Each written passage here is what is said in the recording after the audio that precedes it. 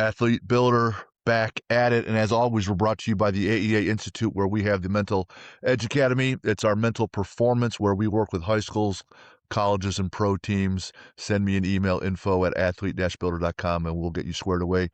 Today, we got a lot of things to go over. We got a guy I just met. So shout out Chad Coy, who's been hooking me up lately with awesome guests and cool people to talk to and learn from. Today, we have Adam Feit, a smart guy, PhD guy, professor. Also works in the strength and conditioning world. So Professor Ware, Springfield College, strength and conditioning world, same place, but also is co-owner of TF Performance. And also the mental performance coach working in the hockey world with St. Louis Blues and the Springfield Thunderbirds. Former college athlete, All-American, made the All-Star team, wife, kids, still lifting, still badass, still fighting a good fight. So we have a smart guy, an athletic guy, and one that's driven to check boxes and improve daily. Adam, welcome to the show. Thank you for being here. Well, I appreciate the opportunity, Jim. Thank you. And again, another shout out to Chad Coy and our strongman community for connecting us. So this is probably the fastest first date I've ever had with somebody who just met the other day and went right into the next level. So excited for today. I've had plenty of first dates. They usually kind of bomb because they happen so quickly, and there's a quick setup and a quick fizzle out, but that's all right. And I always say I do better with alcohol and dim lighting, give myself a chance out there in the dating world, but I think we'll do just fine. Yeah. Can't comment too well on the lighting, unfortunately. I am in my bedroom because our router is right next to where it's located in my son's room. So this is the lighting you get. No fancy acoustics. Hopefully it sounds good today. I think we'll be just fine. All right. So you coach people. You played at a high level. If you could win a national title as a coach or a player, which would you prefer? You only get one. Oh, a coach, 100%. And that is something I have not done yet. Obviously won some league championships and was part of some great teams as an athlete. But I think the self-satisfaction, maybe I'm just biased because my athletic career has been gone for about 20 years, but to see your vision and the mission and everything that you stand for as a coach, to be able to radiate towards other young individuals, to have them put that into action, I think that's a greater self-satisfaction than anything else that you can put a ring on as a player. Would the 20-year-old Adam agree, or the 30-year-old? Ooh, big difference there. 20 years old, not a chance. I remember being part of our football team coming off a 4-6 season, becoming captain, realizing this is our ship right now. We got to change that. So everything was self-driven as an athlete. 30 years old, I would say definitely in agreement right now. A couple years removed, leaving the NFL, leaving Division I, the satisfaction of helping others reach their ultimate potential. I think he'd go with the 40-year-old version today. Attaboy. So offensive line, right? That was it. Yep, left guard. Well, it started off as a tight end. Amazing how the recruiting process goes. Got recruited as a tight end by the head coach, lost a bunch of weight to make sure I was fit, ready to fight during camp. Introduced myself the first day of preseason. Literally within 30 seconds of me introducing myself, our OC and line coach said, actually, we're moving you to tackle. So I was like, okay, this is an interesting start. And then I played my first year at tackle, gaining all the weight that I lost. And by the end of my first year, coaches moved me to guard, which was a polite way of saying, great job gaining weight. I think you gained too much weight. So I settled in at the guard position for years 2, 3, and 4. But yep, offensive line mentality. No job too small. Do what needs to be done when it needs to be done to the best of your ability, and everybody else gets taken care of. Run block or pass block? Oh, all run. So I come from a program that was triple option heavy, whether it was flex bone, wishbone, shotgun, speed option, belly option. It was run block all day. So a quick funny story on that. When I ended up playing in the All-Star game back in the day at Division III, they used to have something called the Aztec Bowl. So they would take all the D3 top level guys, played with everybody around the nation. And we got down to Mexico. And the coaches said, all right, we're running 5 wide, shotgun, pass sets. And, they started telling stories about a kid who's never done that. And I was like, well, actually, that kid's probably here today. So not my finest last game on ESPN3 stage, but we got it done. But yeah, run block all day, put them on their back and make them question their existence in life as a D lineman. That's just a 1v1, trying to man up, push the other person back, push the other person down, open a hole. It all has to happen in a burst. say the whole thing about 6 seconds. It's well shorter than 6 seconds. You got to engage and mesh immediately and impose force and will. Most linemen I talk to, they love run blocking. Yep, it was it. And like you said, it's a 1v1 battle. And I think for us and our offense at the time, and as it's evolved over the years, and obviously the game has changed and the players have changed, but it really was up to the guards because we would open up the crease for the fullback. So when you have that three options between fullback, quarterback, and halfback, if the guard doesn't do their job on the front line, it throws everything off. So back to six and the importance of the number six, our coach would always say, you know, give the fullback 6 inches and he'll get 6 yards. So it all started with us up front. I didn't play much football at all growing up, and it's a huge regret. Like I was 6'3", 190 at 14 years old, right? So, Wow. and just didn't really run with that for a number of reasons. And then I'm in college and I'm in my fraternity, and they're like, "Hey, let's go play football." And I'm like, "Okay." And what I learned right off the bat is when you hit someone harder than they hit you, you don't feel it that much at all. Like Hmm. the more I hit them, the less I feel it. Hmm. Also, getting hammered by somebody wasn't that bad. It was okay. You kind of bounce a little bit, and then so you get it kind of used to like, hey, I really kind of missed out in high school. And humbly, my high school only lost one game in the 4 years I was there, so which is pretty good stuff. Anyways, I was still big, and the guys I was playing with on my side of the ball were all linemen in high school, Hmm. and I'm just having a great time. Like it's super fun.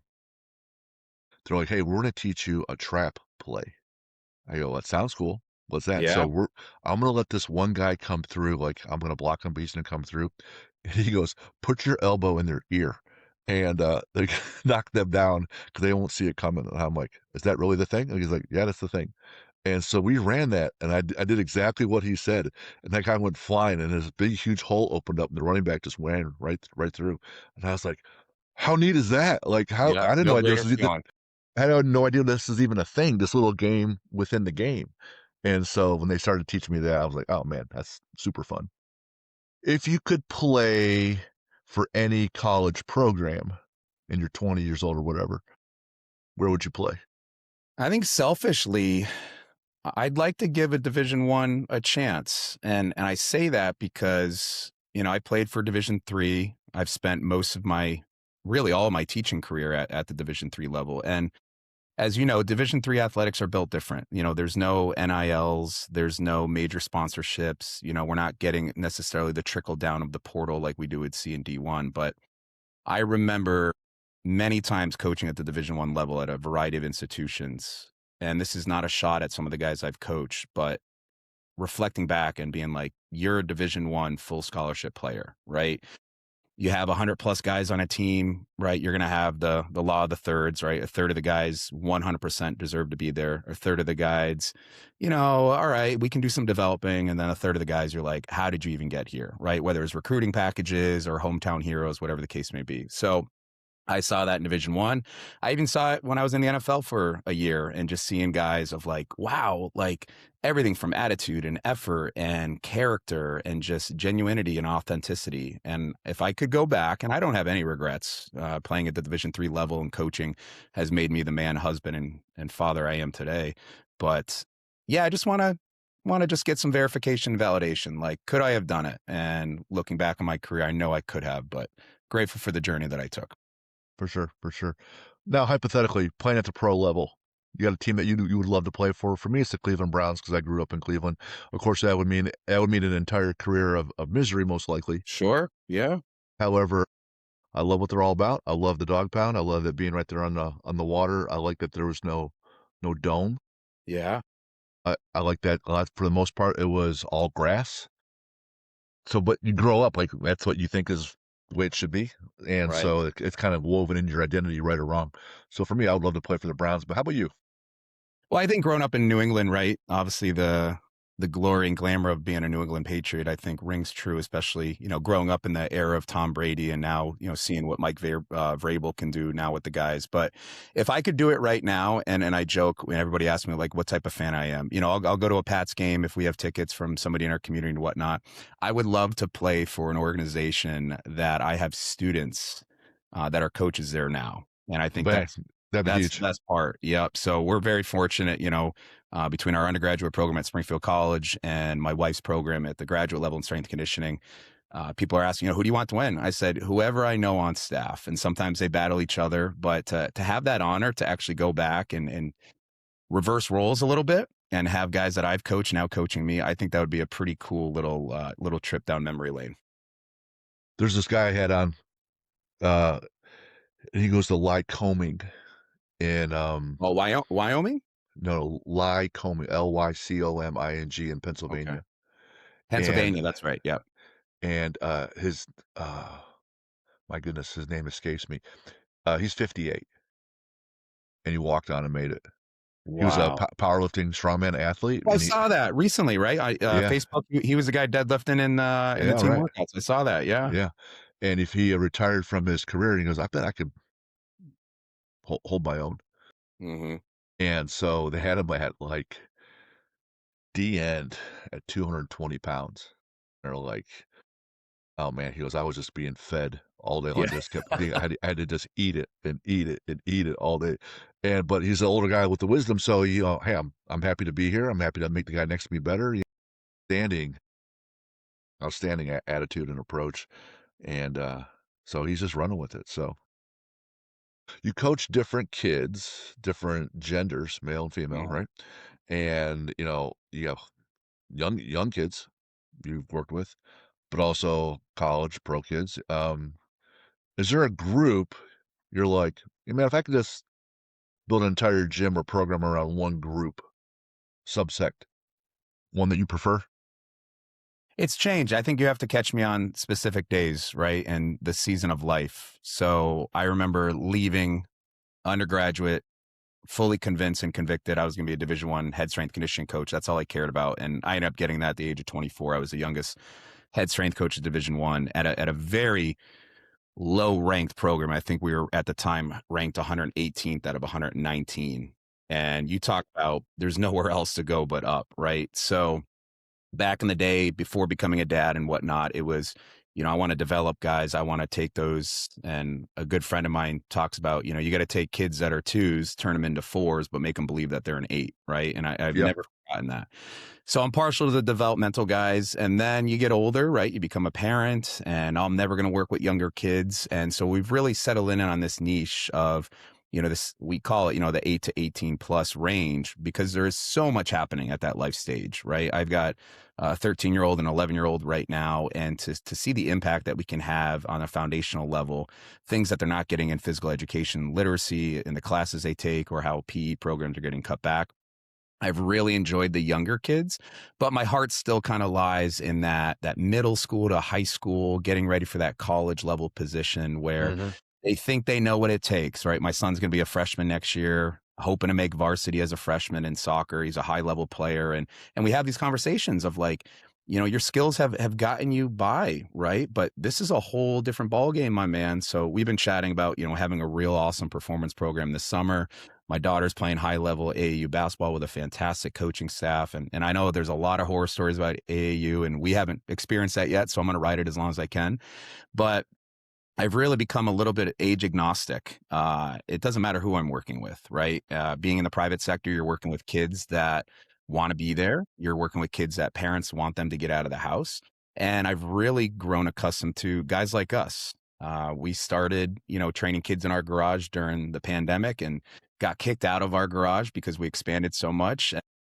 All of a sudden, here I am in my late 30s realizing, I don't really know a bunch of people in town. I'm known as, Cody's dad on the sidelines or Macy's dad on the sidelines. And I put together a men's training group, and it has been the best thing for my physical and mental health, because now I'm hanging and banging with 25, 30 other guys at 5:30 in the morning, reminding them that they can still do hard things, reminding them that they are capable of getting a little bit closer to the man they want to become, but also reliving those glory days a little bit. In terms of the panoramic view, right? I can't say, I'm a seventh grade girls basketball. I'll work with them all day. It's not about money. It's about the impact. And I think whoever that's going to be, we're trying to make lasting change in their life as long as we can, and as quick as we can for them to buy into their own confidence. And I think that's what I love the most about it. That's a outstanding answer, and I love a lot of parts of it. a lot of times, well, whenever I ask questions, I always pose the question to myself and like, how would I answer Sure, that? yeah. And so I remember when I first opened the CrossFit gym, I'm like, we're gonna build a team that's going to this level, and Sure. beyond, right? Yeah, and that's kind of silly. That really is. And you start to learn what the general population is like. And when you see that 7% play in college and 2% play D1, that's real. That's real. And we do have kids that come in as twos where they cannot sit down in a chair and stand up correctly. So a basic Oh, yeah. squat, but we'll start with a chair or a box, just can you just show me how you sit down and stand up? And we do change their lives physically, right? And a kid that had no idea how to do a broad jump because couldn't make it happen. You'd And be surprised how uncoordinated some people are, vertical jump or long jump or skipping and marching, right? skipping Yeah, skipping's it's been wild. been fun. Like, it's almost like, "Hey, man, kid, are you fucking with me? Is this really what you're doing?" Yeah. Like, because if you are, man, good job, because I'm in on this one. And those poor boys that are, 12 to 14, Bambi on ice, where their feet are the length of their shins, it's it's comical because God knows they're trying. Yeah, I yeah. do I do like the girls in small groups.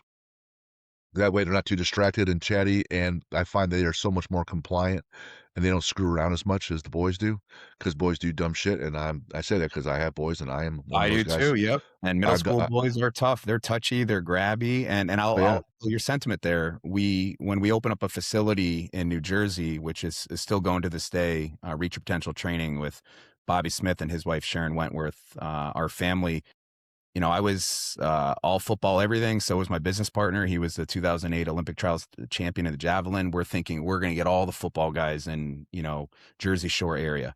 And after 5 years, we ran the numbers, we were 80% female. And it yeah, was wild, right? yeah. Because yeah, there are some differences, right? I think training from a specificity standpoint, it can be pretty general, right? You gotta squat, you gotta hinge, you gotta press, you gotta pull, you gotta carry, you gotta jump, sprint, and throw. But how you deliver your messages, but I will go to my grave and say females are way better athletes. They are way more coachable and they appreciate you and what you do for them more often than any other, identified male and boy out there. Well, 100%. completely agree. Uh, there's this phrase around our family where sometimes our own kids will call and they'll just tell us what's going on in their day, and it could be like something that's completely innocuous, and absolutely it makes no one gives a shit. Mhm. They call and they'll call and tell you, "Hey, man, I had this for lunch today, and it was great." I'm like, "You called to tell me you ate chicken fingers? Are you kidding Heck me?" yeah. Right? And so after enough of that, I'm like, "Hey, don't tell me more chicken finger stories. I'm over it." Right? Give me something And else.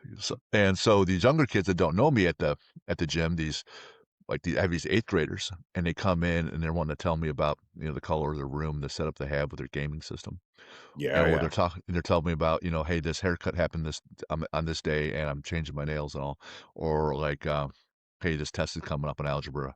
And, so they come in with the color of the room or Yeah. the day they're getting a haircut, Yeah. and I tell them the chicken finger story.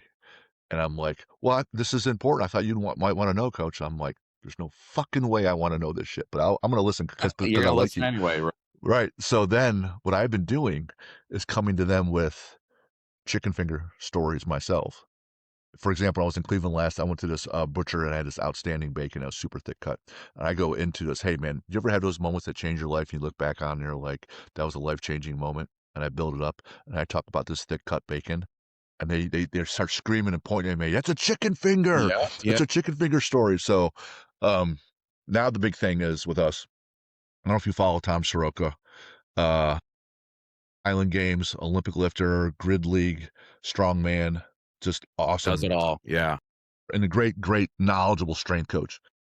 His dad and grandfather were always about, dad jokes, like, jokes that they're Yeah, terrible, yeah. I went right? through a little dad joke phase too. And so he posts one every Friday. So now our group is always doing these dad jokes, just trying to, like, one up each other on how bad is the dad joke. So that's kinda the way that we kinda connect now, which is fun. I think the most fun group to train is wrestlers because they're used to so much pain, like, having their face smashed into a mat, that You gotta be built different, 100%. no matter what we do in the weight room, they're like, "Cool, whatever. Let's Yeah. go." You know, Yeah. how mean could you be to me? But I wanna see, they have that different approach. So that's probably the most fun group that 'cause there's, insane. Right. Well, and they're so used to it. I mean, the culture itself, I mean, whether it's MMA, UFC stuff, or even the wrestlers, right? The caveat to that, though, I'll challenge you there, is because they're so used to the pain and some of the awkward positions, I will say they can be difficult to coach with proper technique because their whole sport is, I just got to figure Improv. it out, right? I'm in a very unorthodox position. It doesn't matter how I do it. I flip it, I hip turn them, I pin them on this.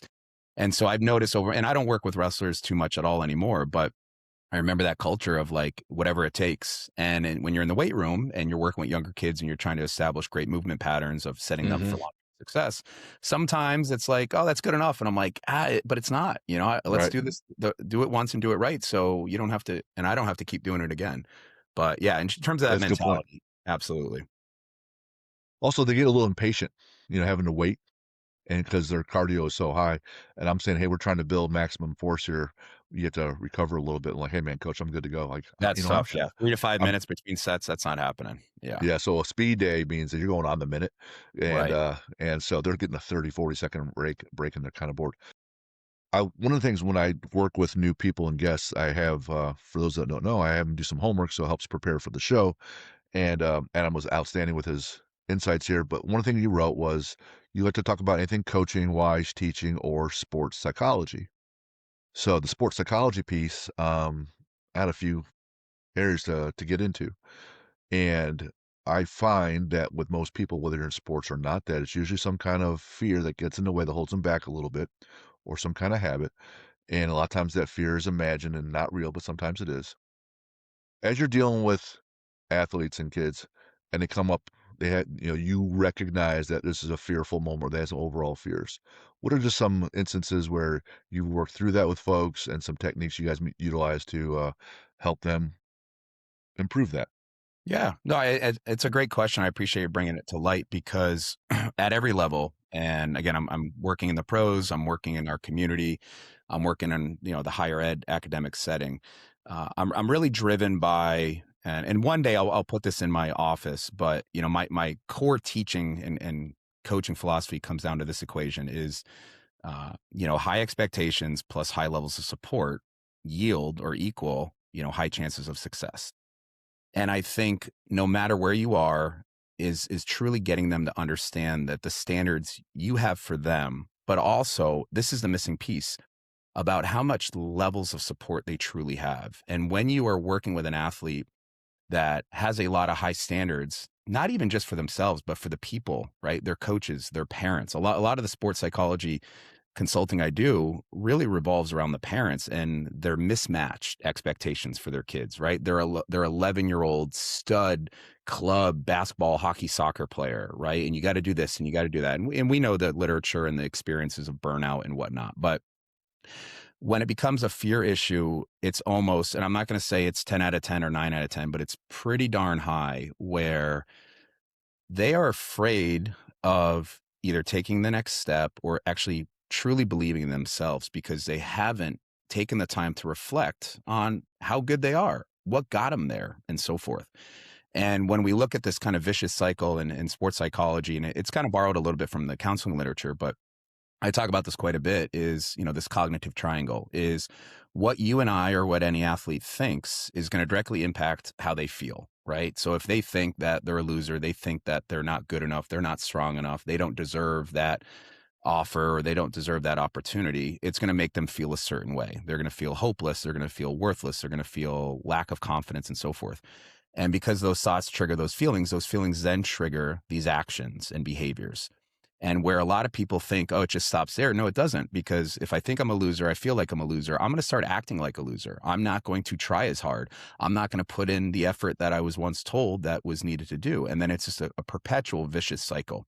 So when the notion of fear comes in, and I've seen this with kids is, and I'm seeing this on the pro, I'm working with a couple guys right now where they don't have or they don't remember like all of the things that have gotten them to that point. And I have them do a little exercise, right? We talk about like the mental, tape or the film, right? I grew up, we watch film. Now everything's all virtual and whatnot.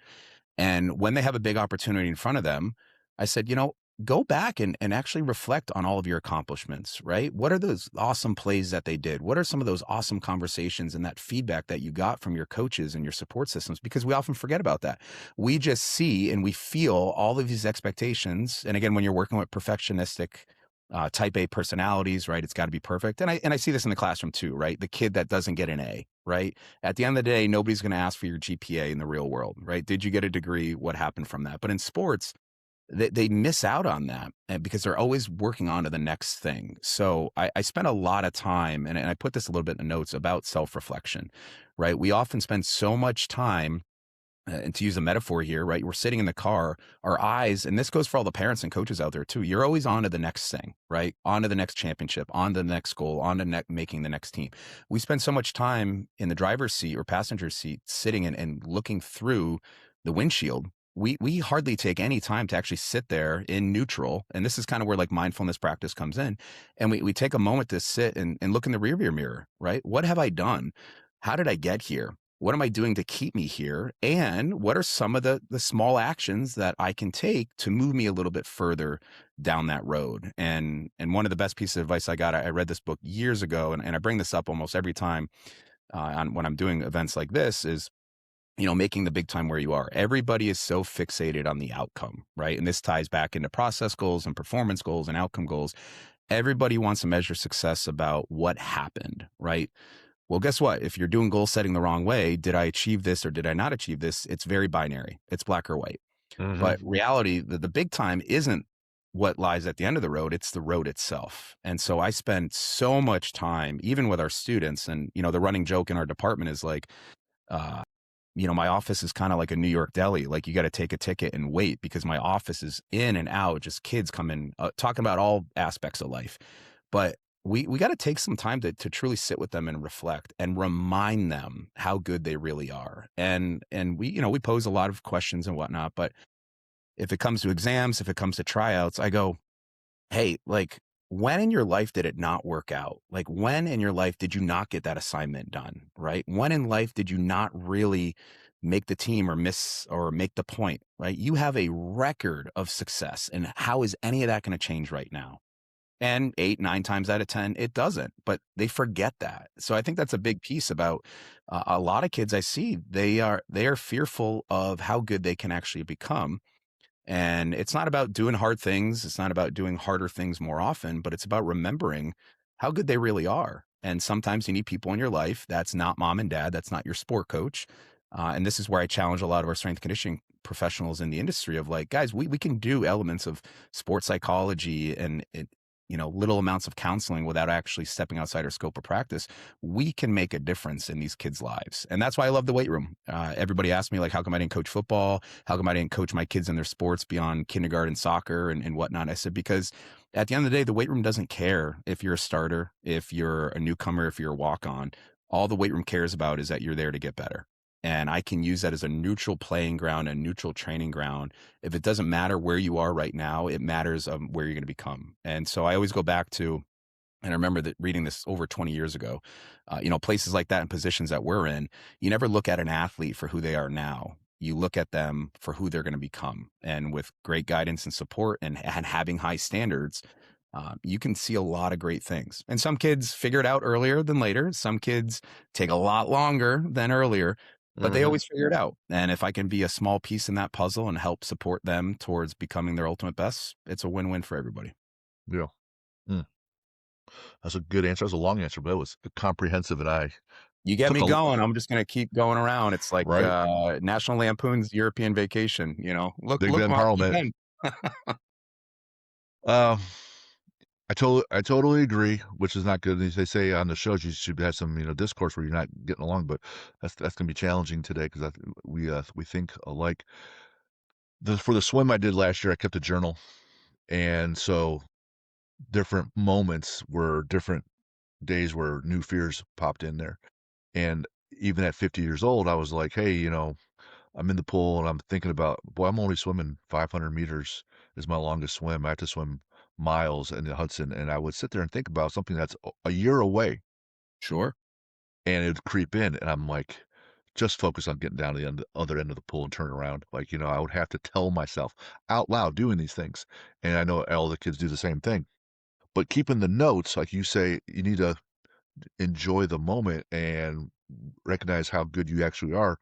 When I would go back and look at the prior month, anytime I had a new personal record or a personal, like a process record, I had tracked that and I wrote down, I felt afraid today, but I did this. And I look at all these times I had a new fear that I worked through. So I'm Mhm. like, well, now it's just the next fear I'm working through.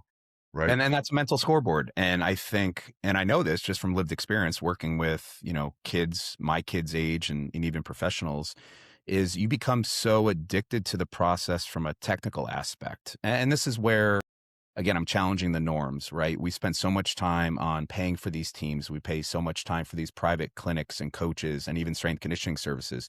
But the art of the mental game is so completely lost on the people because they look at it. And this is what my research was. I interviewed Division I strength conditioning coaches. And I remember one of the first questions I asked was like, hey, you bring up sports psychology. Like, what does that mean? And the answers were so vast and wide and had no clue. It automatically went to depression and anxiety, or it went to counseling and it went to therapy or it went to psychiatry. And I'm like, wow, this is such an untapped market.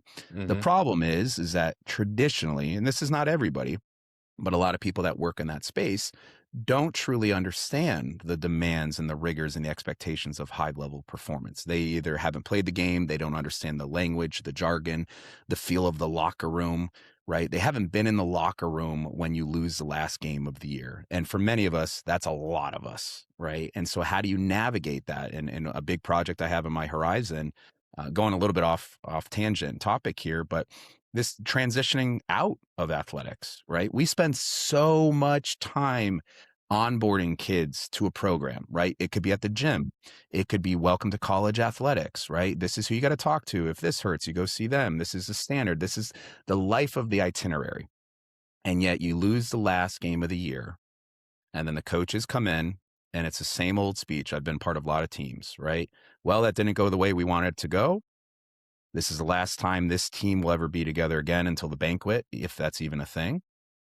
Meet with your coaches, do an exit interview, and we're going to be on the road recruiting. And that's it. And so now you have an athlete that has spent their whole entire life, and I'm talking from a collegiate setting now, where their workouts were written for them, their diet plans were taken care of, right? They had academic counseling and tutors and whatnot. And now they're just left. So I think we're making some good headway there. I don't think it's where it needs to be. And as I continue in my higher ed process, that's a big project of mine I want to get into. If I get granted sabbatical one year, where I'm gonna take a full 6 months to a year and really try to put together a product to help parents and athletes navigate this offboarding process because they're no longer playing for that jersey and they're no longer playing that sport for at a high level, right? Your collision sports, right? Yeah, you can play some beer league hockey or you can do some intramurals here and there, but for a lot of people, they're never going to play that sport again. So how can we transition them away into something more life fulfilling for many years to come? Man, that's huge. And com completely unaware of that until I talked to some other folks, and I've talked to people they cancel Super Bowl winners who can't fill out an application because, like, "Well, I won a Super Bowl, man. I'm at this high level," like, so their identity is so woven into it, and Mhm. then I got a better taste of it personally because my son finished at Ball State in December, and he's done, right? And, like, I opened my gym when he was 10, Mm. right? He's been lifting, you know, Yeah, for half his years. life at least. Yeah. Yeah, so I go, "What are you not gonna do?" He goes, "I'm not catching any cleans over 300 pounds anymore, I hate that," Yeah. you know, because it lands on me, it hurts, you gotta be so braced, and I'm tired of catching 300 plus cleans. Yeah. I'm like, "Okay," and so, it's not even they're losing the competitive piece, which is huge. Also, the structure, hey, you lift here, you eat here, your class is here, your film is here. You don't think, you're robotic in that you don't have to decide anything. But at any point in time, he's gonna hang out on a 100-man roster, 50 he'll see 50 guys that he wants to hang out and talk to that day at least. Or whether they live with him or they're at the dining hall or they're at practice or film, like, Mhm. there's this, this ecosystem of support, and then these are my guys, right? And at the last 5 years in college and high school, it's similar, but not as close, right? And now he goes from living in Muncie, Indiana to Nashville, Tennessee. Great place to live. Yeah, one person apartment, one or a two bedroom, and he has like a little side hustle he likes to do, and he has his job which he likes, and he has some family, some cousins, aunts, and uncle that live in Nashville. But then you go from all that ecosystem and structure to a 40-hour week is like he goes 40 hours, man. That's like by Wednesday or Thursday Yeah. of Like, all. Oh, what do I do with all yeah, this extra time? and then there's all my friends are gone, right? That is huge. And so the win the day mantra is for you trying to build yourself daily, and a win might simply be operating at 20% of what you were just doing, right? And you getting that piece going and And finding a that's new why, yeah, yeah. right? And it's a hard transition because like you said, right, you go from everything scheduled out and sketched out to now I got to learn how to grocery shop. Now I got to learn how to pay bills. Now I have to move to a completely different area and establish a new community. And I think that ties in really well. There's a big theory out there, and that's the running joke in psychology, right? Nothing's ever proven, right? Research doesn't prove anything; it just gains insights. But a very popular theory is about these ideas of basic needs from a psychological sense, right? So if we go back to like Maslow's hierarchy of needs, right? You need food, you need shelter, and all that. But from a psychological perspective, there's three main areas, right? Athletes or anybody, people in general, to improve their intrinsic or internal motivation. They want autonomy. They don't actually want to be told what to do all the time in all aspects of their life, right? They want to have some agency or choice. So you've got autonomy you got to work with. And sometimes in this transition, now they have too much autonomy. They don't know what to do because they can make all these decisions. Um, and then you're looking at competence, right? You're looking at this notion of like, am I going to be really good at these types of things?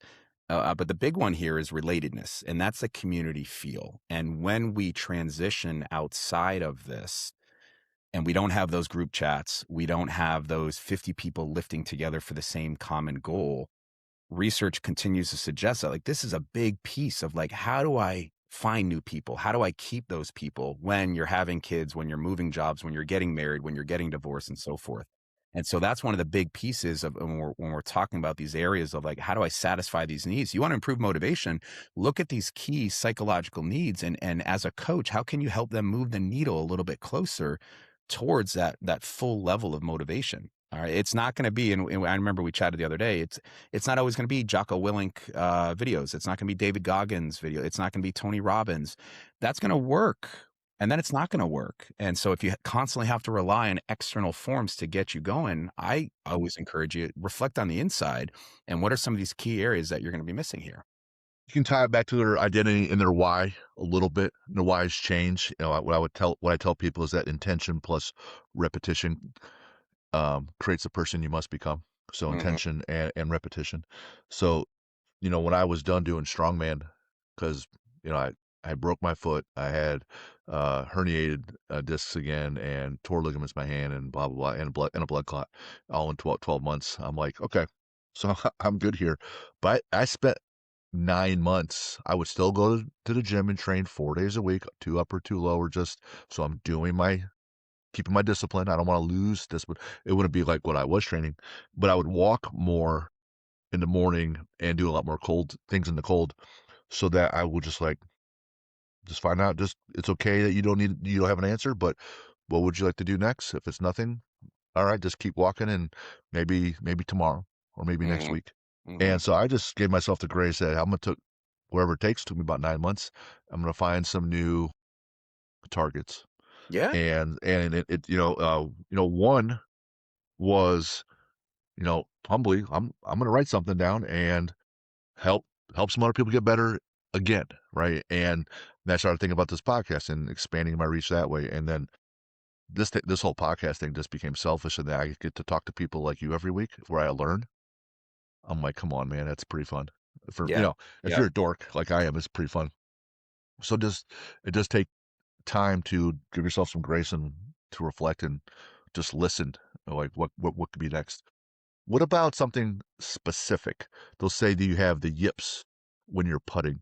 Or you going in the get like I was at this one college pitching my, software. I'm like, "Talk about fears," and like, "Well, this guy throws up before every practice." I'm like, "Fuck, man, Mhm, that's not sustainable." mhm. Right? Talk about something very, like, not I'm fearful all the time, I can't move forward, but, like, in a Right. moment in the moment, your thoughts and best practices with Yeah, that yeah. piece. That's a great question. First day of spring here and golf season is coming up. So I know golf will be here, and then I do some sports psych work with our summer league baseball team. So yips is common, right? So this notion of, the fear of doing the things that are so basic, right? Throwing the ball, just hitting the ball, whatever the case may be. So, two to three strategies that I always anchor down to is one is really centering yourself. And research and experiences are very clear, right? Being mindful of your breath, because the breath has, and I hate, man, I hate this because I get all the new books, right? The popular psychology books, the self-help books, the research, and I'm like, everybody keeps like, really, is breathing, is it that simple? And it is, because the way we breathe and the way that influences our parasympathetic nervous system, the rest and digest, the removing of the fear, right? Because you look at how sympathetically driven we are, right? Achieving things, making great results happen, etc. Uh, Centering ourselves with our breath is usually step one. Step two is now, I call this, and I kind of borrowed this from my work with some special operators in a previous job, but they call it like segmenting the suck, right? So when you're looking at like boot camps or the crucible, it's not about I'm going to finish. It's about how do I get through the next 10 minutes? How do I get through the next day, right? You have to narrow your focus, which again goes into sports psychology techniques when you're looking at broad and narrow and internal and external, of how do I segment everything that I have to get done to this very moment. And golf is a great example, right? You see it in tennis, golf, baseball. We're so conditioned on like getting those results that what do I really have to do? Okay. In golf, and there's a great book out there, Golf is Not a Game of Perfect. We have the power 100% to saying, okay, I shanked that drive, which happens to me all the time, right? And I have a fear of my driver. I just don't play enough, and I'm like, I'll just use my irons. I feel more comfortable. But where I miss that putt, guess what? I drive the cart and I can start again. And so wiping the slate clean and segmenting that of like, okay, bringing it down to hole by hole, right? Baseball, it's pitch by pitch, whether I'm a hitter or whether I'm a pitcher. And then the third piece there is, so after I've centered myself, after I've essentially segmented it down, now, which has worked really, really well, is now you influence with the self-talk of being very mechanical, right? When you're working, at least my experience, especially in baseball, is they're afraid to throw to first base if you're a shortstop or third baseman, right? You're afraid to, swing at that pitch, whatever the case may be, is being very mechanical and actually coaching yourself. So now we get into the instructional self-talk model. You have to continuously remind yourself what to do. And the more you move past that, the less you have to do it. But one of the easiest fixes is okay. And it's being very strategic with your cues, right? It's grab the ball, it's point the elbow, point the glove, eyes on the target. And you're gonna see that, and I see that quite a bit. They may not say it directly out loud, but you can see in their mind that they are coaching themselves on like, remove everything else from it. What are the 1 to 3 small action steps I need to do? And so golf is very similar to that. Is it head down? Is it 8 inches back? Right? Whatever the case may be. So when you can figure out a routine, and again, this stuff takes time, right? It's, oh, I brush my teeth once in a while, or I put deodorant once in a while. I mean, I'm in that puberty stage with my kids right now. It's like, no, you have to do this religiously, intentfully, mindfully, and consistently. They're going to work themselves out of it, but it's always going to be there. And then once you get that confidence reestablished, then the confidence comes back. And then you don't have to rely on such a rigid structure of coaching yourself through that. But I would say from a take-home strategy is slowing down that breathing rate, bringing that heart rate down, centering yourself, being mindful of like reducing the noise, right? Signals and noises, focusing on this one specific action and being mindful with your instructional. And I won't even say positive self-talk. I think when everybody looks at self-talk in our industry, it's, happy-go-lucky. It's almost like toxic positivity. And you can't. You might be a guy that responds really well to getting mother effed or telling yourself that you suck and you don't deserve this, right? And I won't go in that domain unless we have to, if they respond well to that. But instead of being positive, it's being pragmatic. It's being realistic and coaching yourself like a very mechanistic action, you're going to be able to work through that. So those would be my top three things, especially in that domain of things like the yips. Okay, so the breath work, totally agree. I like the box breathing approach. It was funny. I read a lot of nerd stuff, as you see, like, things behind me. At night, before I go to bed, I read Mind Candy, and, so it's just sugar for your brain, I guess, Yeah, yeah, I like and that.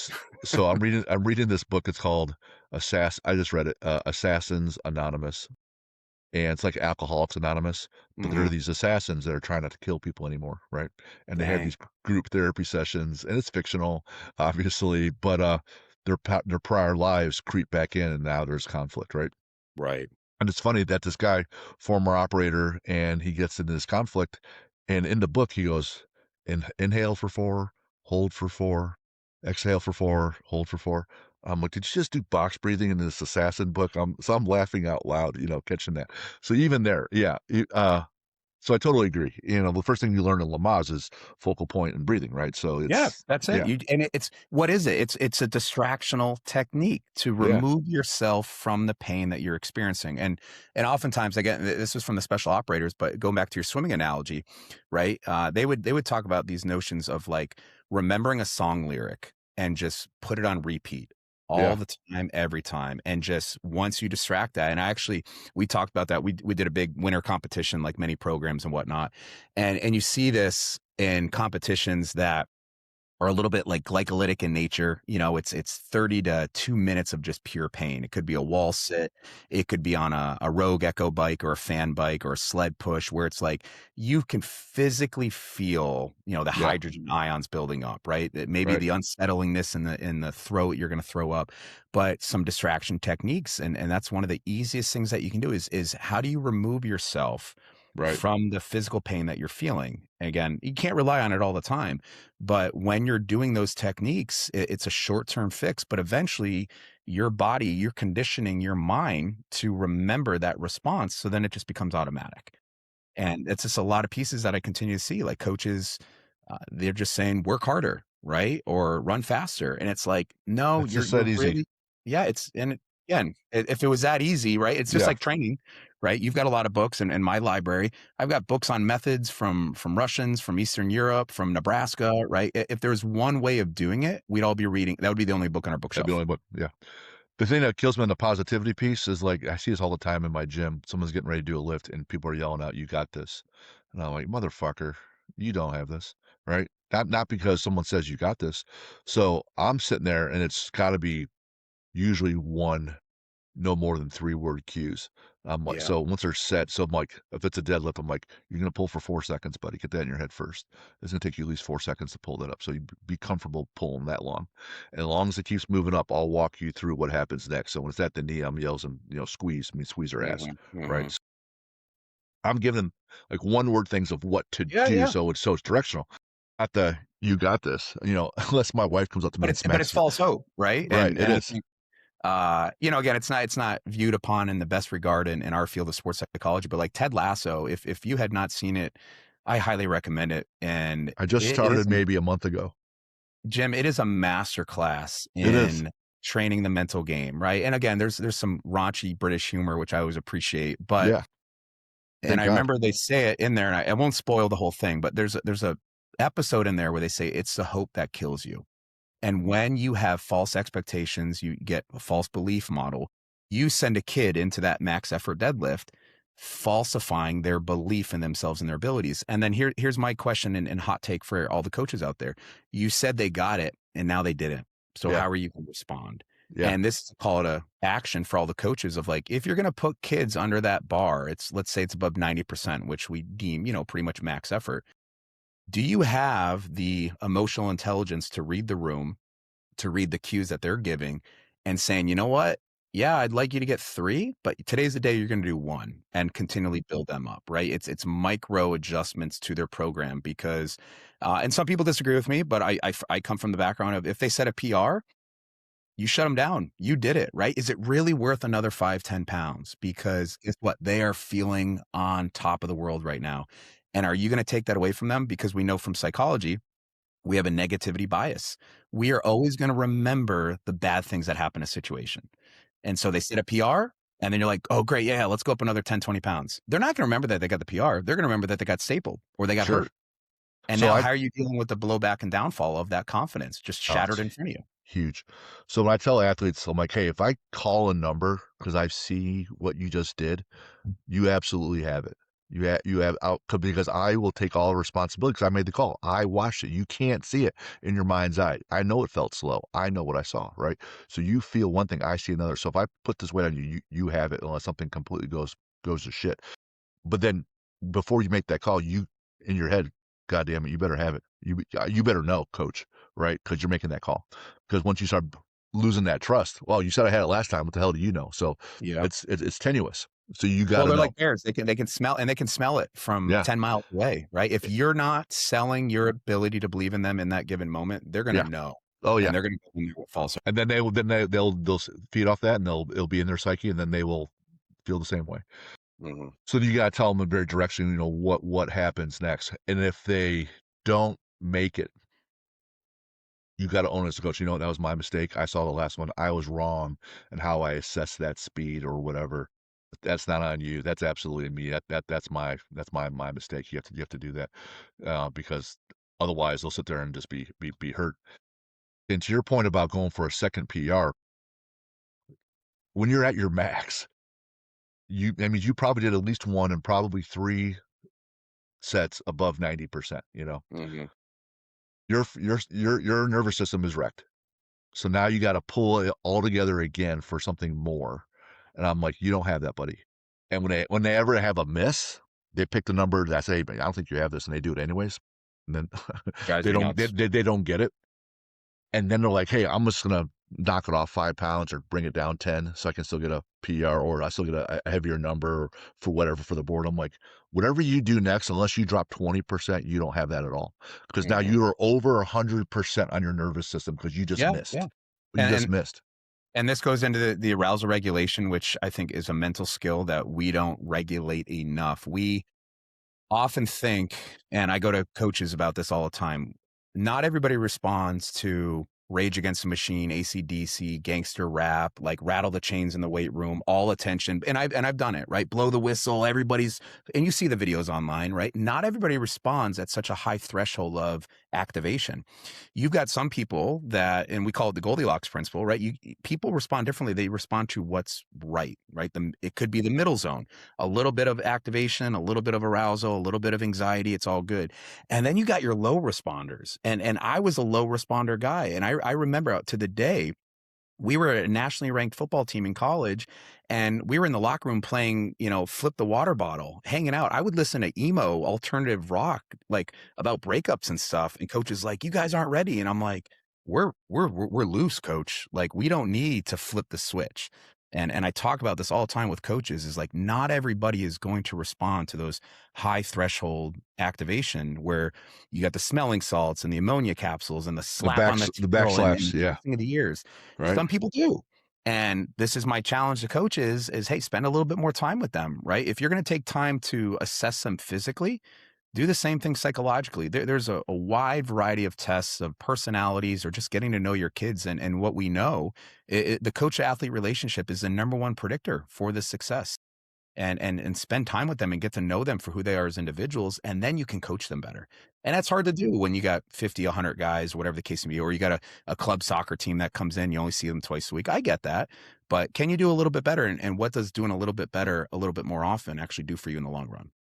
In my book, I point out there's 2 athletes I reference. One, all I have to do is go up to her and say, "Hey, this is what this other person did," and she's like, "On it. Mhm, I'm gonna smash her." mhm. This other one, I will go up to her and say, as she's laddering up, "Hey, this looks great. Technique looks good. You're completely safe. Let's just add a little bit more. I'm gonna pick this weight on." I'm not even tell her what it is. So you have to manage that, and that's the art of coaching, not the um, science behind it. For me, like I usually listen to country when I'm just hanging out. So Yeah. I know I'm gonna lift.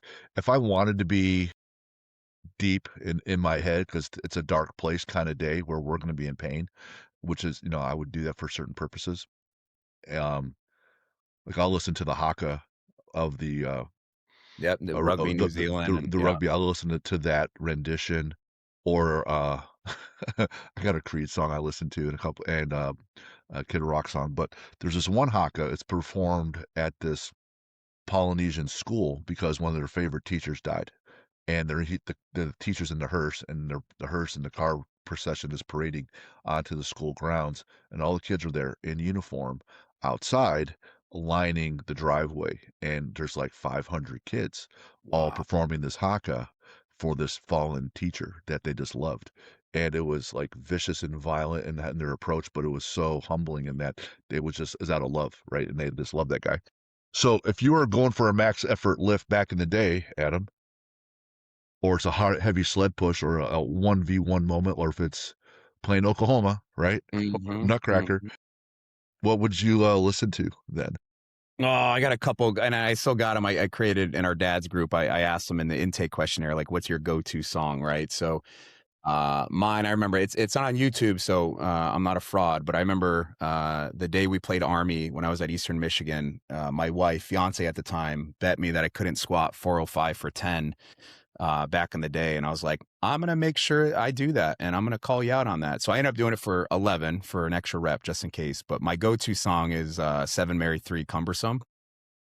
And I throw that on and it just stirs up the demons and it's the heavy guitar riffs. I'm a big fan of Rage Against Machine and Bulls on Parade. I mean, I was born in the 80s. I grew up in the 90s and those were the times where you knew the songs because that's all you had. You had a CD player and you would open up the CD case and you would memorize the lyrics. And so those are my go-to. And when those come on, Boy Sets Fire, High Wire, Escape Artists, it's got some grunge and it's got some heavy riffs to it. So, but I've learned to condition myself. I remember I was squatting in the garage and, my daughter was in there playing around and all of a sudden the Frozen soundtrack comes on and I'm like, am I going to be mentally tough enough to not let Elsa and telling me to let it go, Right, to actually not let it go? And right. I use an example in class all the time. Like you have to condition your nervous system. And I credit a lot of great coaches over the years where can you lift 90% and can you lift 100% like you were lifting at 70%? Because you're not amping up to lift a 70% load. And because the higher and faster we raise that activation, guess what? The higher and faster it falls. Falls down, yeah. And if you're gonna ask them to do it again and again, you're cooked, man. You are Yeah, absolutely cooked. So I've learned to regulate that. Again, I competed in strongman, powerlifting, Olympic lifting, and whatnot. And so when I'm competing now, I'm more about like a regulation dial. There's no switch anymore. Do I need to amp it up a little bit? Do I need to bring it down a little bit? I'm always trying to live in the middle where it doesn't cost too much energy to ramp up or come down. yeah. Totally agree. There's people in the gym, it has to be ramped up, all the stimulus, all the time. I'm like, you're not conditioning your brain to be stronger, right? Yeah, It's all external. And Louis Simmons would be talking about that, even though they would be cranking AC/DC all the time. sure, sure. But that uh Zadrunas Savickas, Oh right? yeah, the Z press. Yeah. So he would train in silence so that, Mhm. at the Arnold, when it's super loud and all the people are cheering and there's music going, he's like, "There's so much adrenaline then that I'm not used to having that I can go up for sure and tap into it." He wanted to make sure he could train in silence all the time and just be in his head like a psycho Yeah. when he was outstanding, right? Sadly, I'm only like 12.5% into my questions, but I wanna be, like, respectful of time and all stuff we got going on, so I'm gonna crank through these rapid fire ones and then send you on your way, but, I'm already wanna thank you for the gift of your time and your insights. This is pure fun for me. And I got the the question already out of the way, about the music. Bucket list adventure, just you and your wife, you haven't done it yet. I don't know if she'll come with me because she's a little bit of specific with her food choices, but I would love to do the whole backpacking Europe thing. I missed out on that in college before real world hit. I would love to just take 2 to 4 weeks, back up minimalist. I don't know if I'd stay in hostels after watching the movie that came out many years ago, but I'd love to Bolt get the to bolt Europe. cutter and the Achilles tendon? Oh yeah, it's just maybe we'll stay in the Marriott. I don't know, but I've been to London and I've been to China and Taiwan and Australia for business and whatnot, but I'd love to just do Europe the right way and just take it all in. Attaboy. Um, favorite sports movie? Wow. I got like 20, so There's so many. whatever. I mean, man, remember the Titans? I mean, I just watched Miracle. I mean, Hoosiers. There's so many good ones out there, and I think we're at a really great stage in our life with the kids of like getting them to watch Watch these. those. Yeah. How about a comedy sports movie? Ooh, I mean, can I go with dodgeball? I mean, that's a classic. If you could dodge a wrench, you could dodge a ball. For I me, and it's all I give bonus point. That's how you know you're old, right? So I'll give bonus points. I call them flex points because I'm a meat stick strength coach. But I'll just lay out a line, and I'm like, all right, flex points for the next exam, and I'm like, you didn't watch Wedding Crashers? You haven't seen dodgeball? So I actually use the dodgeball lines quite a bit when we're talking about change of direction and agility, and that line comes up quite a bit. oh man, for me, it will always begin and end with Major League. Oh, classic Charlie Sheen. Yeah, Yeah, can't all go of it. wrong with that. Favorite sport to watch? This is a safe place, right? There's a judgment-free zone. It's like Planet Fitness without the Yeah, free bagels. please say curling. I love I just curling. said, please say curling, and you said it at I the same love it, time. man. I love it. You're the second person ever to say curling. Oh, I had a student actually, his brother was a high level curler, and we do a 12-week full intensive strength conditioning program. And he said, can I do it on curling? I said, well, you're not really doing any speed or agility or conditioning. I got to really see that. And I go, but I'll entertain it. And he did a bang up job. When that comes on, we were watching the Olympics. Yeah. I'm glued to the chair, and I'm just watching Get out, man. the Okay, focus and the teamwork. Love it. uh, could be alive, could be dead. Favorite athlete to watch or would want to watch?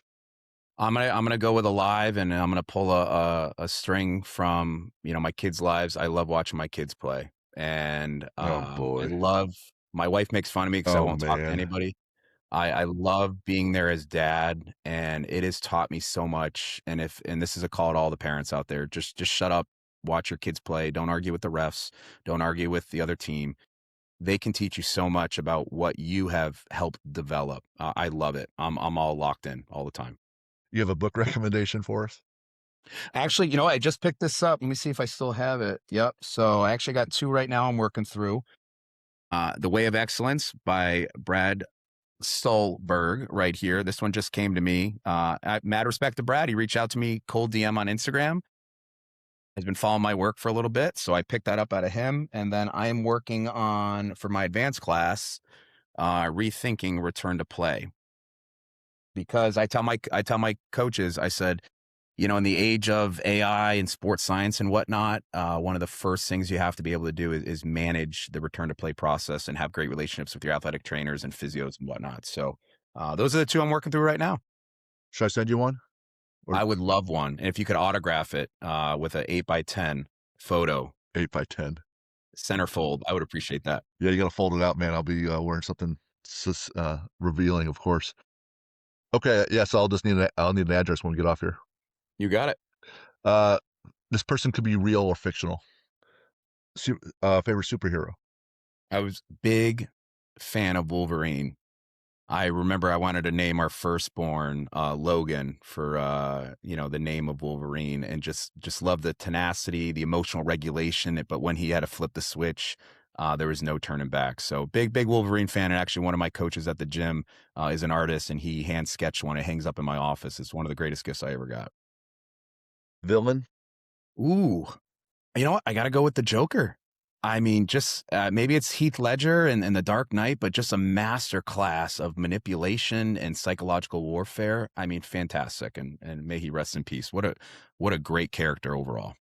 That's the most common answer is the Joker. I say Hannibal Lecter. I saw That's, that. I mean, you want to take that to the OG status without cartoon and Marvel and DC. I'd have to agree with you. That is a really great choice. I saw that in the theater the weekend it came out, Wow. and right before, like, he's laying down in the ambulance with that person's face on his face, and right before that happened, I go, "He's gonna pull that off," and it Yeah. happened, like, it just finally hit me, like, "Oh my god, he's" I saw that in that's and I'm like, "Holy shit," and I was like, "Oh my god," he went so deep in what he had to do to get out. I'm yeah. like, out. They did Anyways, that he's in Jack Reacher season 1. I remember that. I won't spoil that. That's another great show to watch into. But they had that similar, and I thought of that. And I've never looked at lamb chops ever the same ever since Hannibal Lecter's. right. Favorite lift? Big clean guy. I loved it. Explosive. I was good at it. Partial to the deadlift. Love that type of stuff too. I mean, just I mean, really, the clean is just a more athletic version of the deadlift. There's nothing more primal and just foundational setting than an actual deadlift. So those are my go-to when I competed. Mine was squat because, it always scared me the most, and so every time I would stand up with a heavy squat, I was like, "That was good for me. That was good for me." And then And at I at, say that, yep, Atlas when you're stones.